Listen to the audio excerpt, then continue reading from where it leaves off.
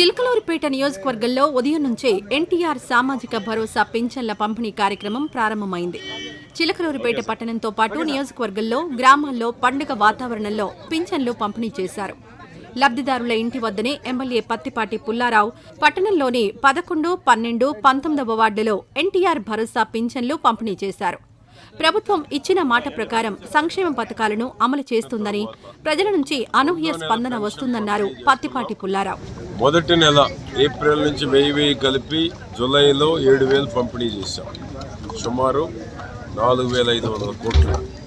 ఇది రెండో నెల చంద్రబాబు గారి కూటమి ప్రభుత్వం ఏర్పడిన తరువాత 4000 రూపాయలు పంపిణీ చేస్తున్నాం. సుమారు 65 లక్షల మంది 2800 కోట్ల రూపాయలు ఒక్క రోజులో 96% పంపిణీ చేస్తున్నాం. జగన్మోహన్ రెడ్డి 5 ఏళ్ల పాలనలో, జగన్మోహన్ రెడ్డి అనే కన్నా గత పాలకుల పాలనలో 1000 పెంచడానికి 5 ఏళ్లు పట్టింది.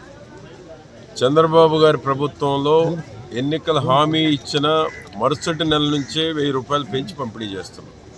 ఇప్పటి వరకు 4000 పెంచిన దాంట్లో 3000 చంద్రబాబు గారు పెంచిందే. 1000 రూపాయలు మాత్రమే 5 ఏళ్లలో పెంచారు గత పాలకులు. అంటే పేదవారి మీద ఎంత కక్ష ఉందనేటువంటిది గత పాలకులకి పెన్షన్ పెంచిన దాంట్లోనే అర్థమవుతూ ఉంది.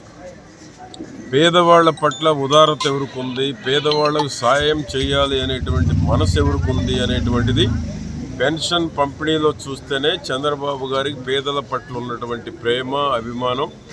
ఒక్క నెలలో 1000 రూపాయలు పెంచి పంపిణీ చేస్తున్నటువంటి ఘనత, గతంలో వాలంటీర్లు వంకబెట్టి 36 మంది వృద్ధుల ప్రాణాలు బలి తీసుకున్నటువంటి ఘనత గత పాలకులైతే ఒక రోజులో 96% పంపిణీ ఉన్న సిబ్బందితోటి ఏ కుంటి సాకులు లేకుండా పంపిణీ చేస్తున్నటువంటి ఘనత చంద్రబాబు గారి కూటమి ప్రభుత్వం. ఈ వీడియో నచ్చితే లైక్ చేయండి, షేర్ చేయండి. మరింత సమాచారం కొరకు మా ఛానల్ను సబ్స్క్రైబ్ చేయండి.